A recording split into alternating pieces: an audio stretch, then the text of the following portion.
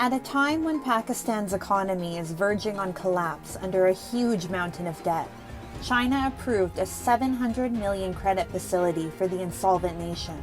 The credit, however, drives Islamabad even deeper into the Chinese trap, as this recent loan will make it even more challenging for the struggling economy to pay its interest obligations. Pakistan now has no choice but to accept this Faustian bargain. 700 million USD will not solve Islamabad's problems, but rejecting it also means Pakistanis will continue living in squalor. China's age-old practice of debt trap diplomacy has already alerted nations across the world.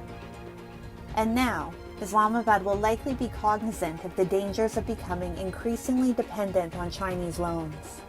Let's take a closer look at China's predatory lending practices and the significance and ramifications of Pakistan's Chinese debt.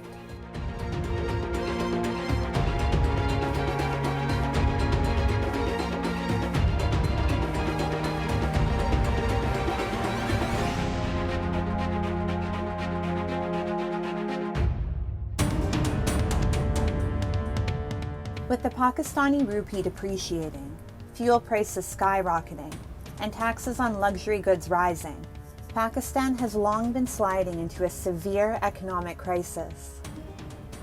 The Islamic Republic is doing everything in its power to access the next installment of the IMF's $6.5 billion loan facility. However, several analysts opine that a bailout from the IMF is not sufficient to restart the country's economy. Even if the country can procure the next installment, Pakistan still has a long and challenging journey ahead. While Pakistan attempts to secure help from the IMF, China extended a $700 million USD loan to Pakistan.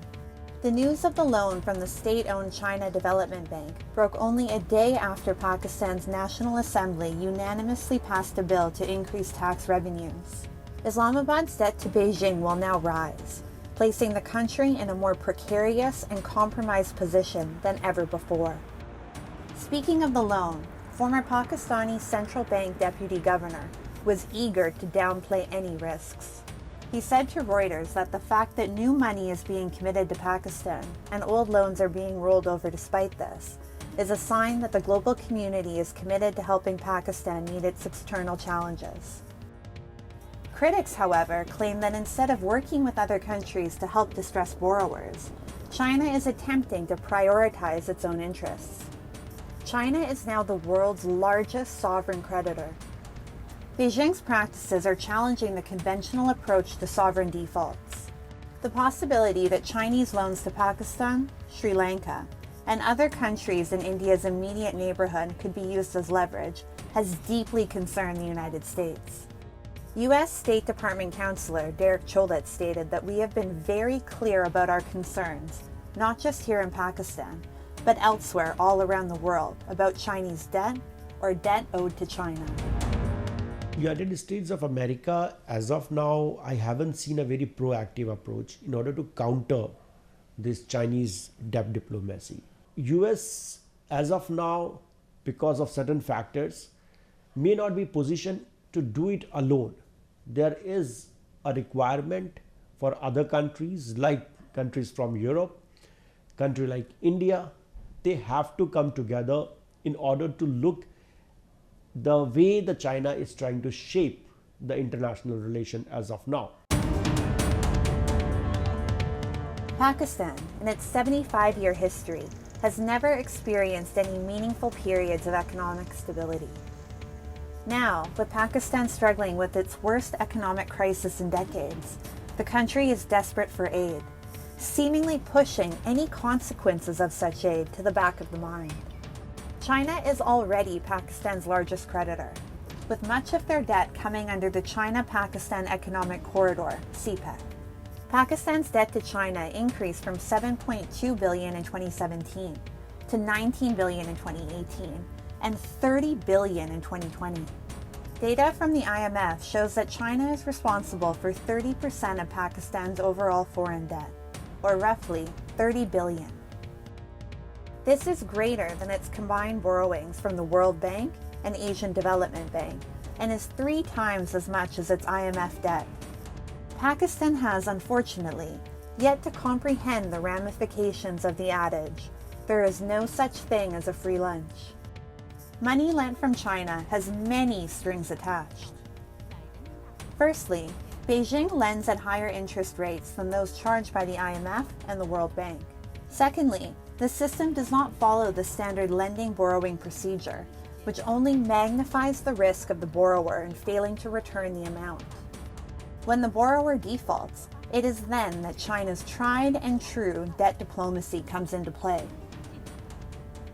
For example, this new Chinese loan to Pakistan comes after China demanded repayment of 55.6 million USD for the Lahore Orange Line project by November 2023.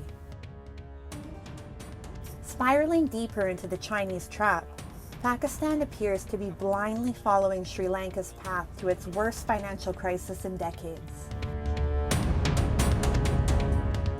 Pakistan is yet to realize that it is getting entrapped in these very economic claws of China, the same path on which Sri Lanka has got devastated.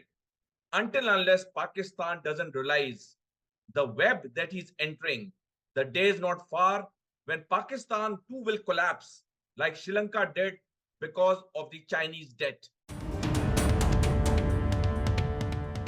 China has given billions of dollars in the form of concessional loans to developing nations, mostly for large-scale infrastructure projects. When these countries struggle to make the payments, Beijing is able to demand benefits or concessions in exchange for debt relief. For example, Sri Lanka was compelled to cede control of the Hambantota port project to China for 99 years because of its sizable debt to Beijing. This gave China control over a crucial port and a strategic foothold along with critical waterway for trade and military transportation.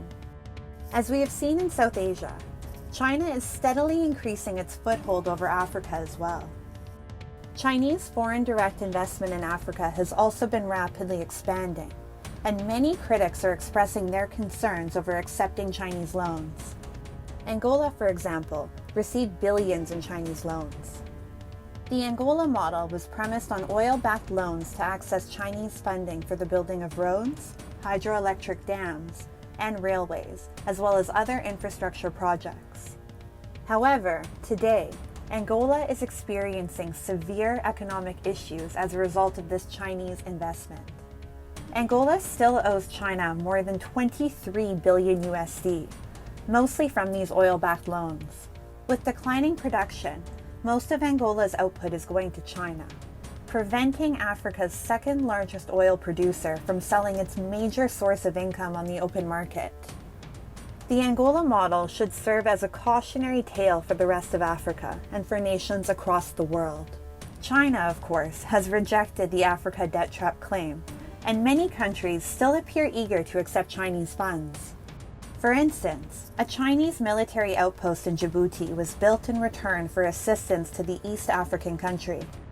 China holds more than 70% of Djibouti's debt, and the country has also been able to lease the port of Djibouti, prompting fears the country will follow in Sri Lanka's footsteps. If you take loan from China, they will not look into the democracy index, etc. So there was a lot of acceptability, attraction towards the Chinese money at one point of a time in Africa. And it has reached to the level of 12%, the total debt of Africa. The Chinese percentage is somewhat 12%, which is around 700 billion. Beijing's debt trap style diplomacy works to quickly advance its political and economic ambitions throughout the world. Many caution that another intention behind China's lending strategy is to encircle its rival, India. Countries such as Bangladesh and Nepal need to approach their relationship with China with utmost caution. Bangladeshi Finance Minister AHM Mustafa Kamal has also warned developing countries about the dangers of accepting Chinese loans. Furthermore, a number of Nepali economists have also advised the Himalayan nation to remain cautious when accepting loans from Beijing. Both countries should pay close attention to the unraveling situation in Pakistan and the ramifications of over-dependency on Chinese funding. India will need to remain vigilant and watchful of China's deepening associations with many of her neighboring countries. A strategically crafted and managed foreign policy is required by India, who has always firmly believed that no foreign power should be able to control a sovereign nation.